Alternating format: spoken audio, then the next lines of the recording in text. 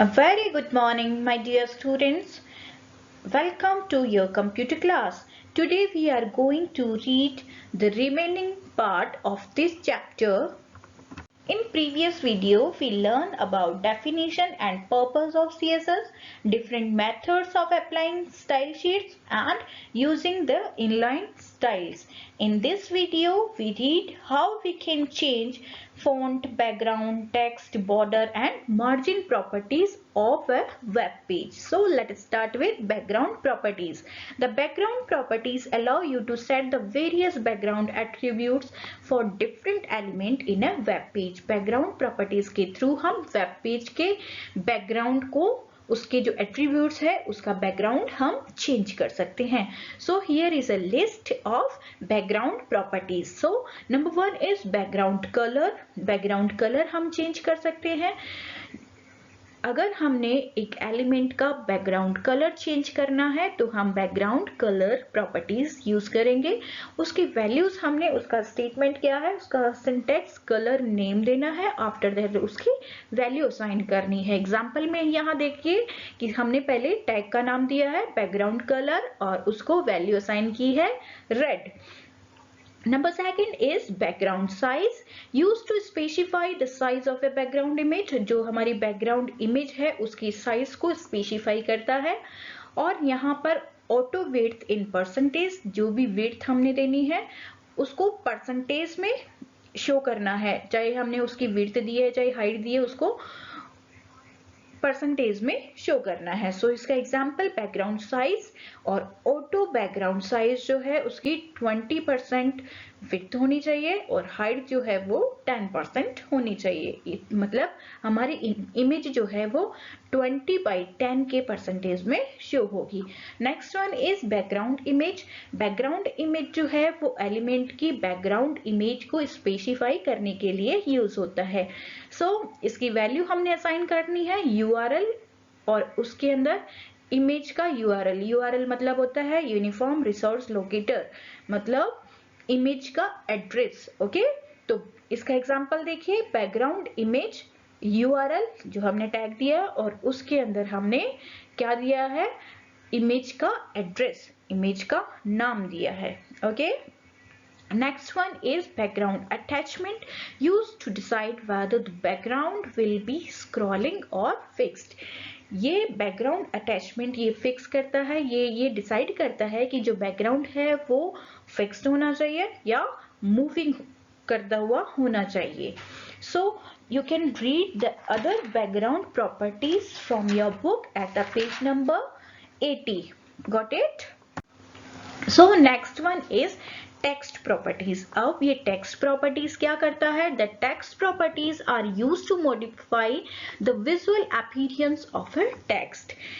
Text properties के through हम जो हमारा कंटेंट है, जो टेक्स्ट वाला जो कंटेंट है उसका विजुअल अपीयरेंस चेंज करता है, मॉडिफाई करता है, डिसाइड करता है. We can change the indentation, alignment, colour, decoration, spacing and so on the text. जितने भी स्टाइल्स हमने टेक्स्ट के ऊपर लगानी है, चाहे वो उसका कलर डिसाइड करना है, उसका डेकोरेशन करना है, उसकी स्पेसिंग करनी है कि कितनी कितनी दूर पर हमारा टेक्स्ट आए, और ऐसे ही बहुत सारे इफेक्ट अगर हमें टेक्स्ट के ऊपर कुछ लिखा हुआ है उसके ऊपर अप्लाई करना है तो हम टेक्स्ट प्रॉपर्टीज को यूज करते हैं. यहाँ पर एक लिस्ट दी हुई है जैसे टेक्स्ट की कौन कौन सी प्रॉपर्टीज हम चेंज कर सकते हैं.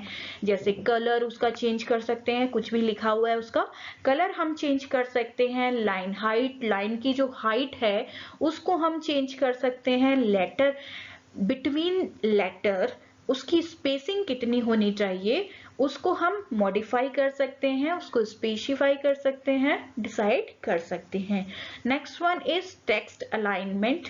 उस 4 टाइप के अलाइनमेंट होते हैं, लेफ्ट, राइट, सेंटर या जस्टिफाई. तो हमने अपना टेक्स्ट जो है किधर शो करना है, कौन से साइड पर शो करना है, इसके लिए हम टेक्स्ट प्रॉपर्टी को यूज में लेते हैं. Next one is text indent. अगर हमें टेक्स्ट का इंडेंट फिक्स करना है तो हम टेक्स्ट इंडेंट प्रॉपर्टीज के थ्रू डिसाइड कर सकते हैं. So you have to read more text properties at the page number 82. Now we read about font properties. अब font properties क्या करता है? The font properties are used to set the font family, size and the style of the text. अगर हमने text का font, उसकी size या style change करनी है तो हम फॉन्ट प्रॉपर्टीज को यूज में लेते हैं। यहाँ पर देखिए लिस्ट में नंबर 1 पे है फॉन्ट फैमिली। अब फॉन्ट फैमिली क्या है? हमारे पास में एक लिस्ट होती है फॉन्ट स्टाइल्स की कि हमारा जो टेक्स्ट है वो उसकी स्टाइल कैसी आए। अगर हमने उसकी स्टाइल स्पेसिफाई करनी है तो हम फॉन्ट फैमिली प्रॉपर्टीज का यूज करते हैं। उसकी वैल्यू देखो हमने कैसे असाइन करनी है, फैमिली नेम, ओके, और उसमें वैल्यू असाइन करनी है। तो एग्जांपल फॉन्ट फैमिली, सबसे पहले हमने प्रॉपर्टीज का नाम लिखना है, उसको कॉलन, और उसके बाद में उसमें वैल्यू असाइन करनी है, टाइम्स न्यू रोमन, कैलिब्री, या जो भी हम कैलिब्री, बोल्ड, जो भी हमारा फॉन्ट है वो हम इसमें असाइन कर सकते हैं। Next one is font style. अगर हमने फॉन्ट की स्टाइल चेंज करनी है, उसको नॉर्मल करना है, उसको इटैलिक करना है, बोल्ड करना है, तो उसकी स्टाइल अगर चेंज करनी है तो हम फॉन्ट स्टाइल प्रॉपर्टीज का यूज करते हैं। ऐसे ही आपने फर्दर जो प्रॉपर्टीज दी गई है फॉन्ट प्रॉपर्टीज, उसको रीड करना है अपनी बुक में से, जो कि है पेज नंबर 83 पे। Got it? Now we read about margin properties. As you know, we have 4 margin: top, bottom, left and right. 4 types के, 4 तरह के हमारे पास में मार्जिन होते हैं, top, bottom, left and right. तो हम मार्जिन प्रॉपर्टीज को यूज में लेते हुए ये डिसाइड कर सकते हैं कि हमारा जो टेक्स्ट है वो किस तरह से, किस डायरेक्शन में, कौन से मार्जिन में शो हो। ओके, तो अगर हमने टॉप में अपना टेक्स्ट शो करवाना है तो हम मार्जिन टॉप प्रॉपर्टीज का यूज करेंगे। अगर हमने मार्जिन राइट करना है, राइट में उसको शो करवाना है, तो हम मार्जिन राइट प्रॉपर्टीज को यूज में लेते हैं। अब उसकी वैल्यूज असाइन कैसे करनी है ये देखिए। ऑटो लेंथ भी हम ले सकते हैं, उसको परसेंटेज में भी हम शो करवा सकते हैं, या सिर्फ हम उसको वैल्यू असाइन भी करवा सकते हैं।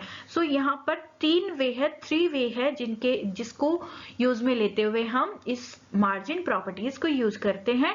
सो एग्जांपल देखिए, मार्जिन टॉप ऑटो उसमें वैल्यू असाइन की है कि मार्जिन जो है वो टॉप में आए और ऑटो में आए। ऑटो मतलब होता है कि पहले से जो उसकी डायरेक्शन, जो स्पेस डिसाइड है, जो असाइन है, उसी में हमें कोई अपनी तरफ से कोई भी उसमें वैल्यू असाइन नहीं करनी। आप अपने अकॉर्डिंग जो टॉप मार्जिन होता है वहां पर हमारा कंटेंट जो है शो कर दो।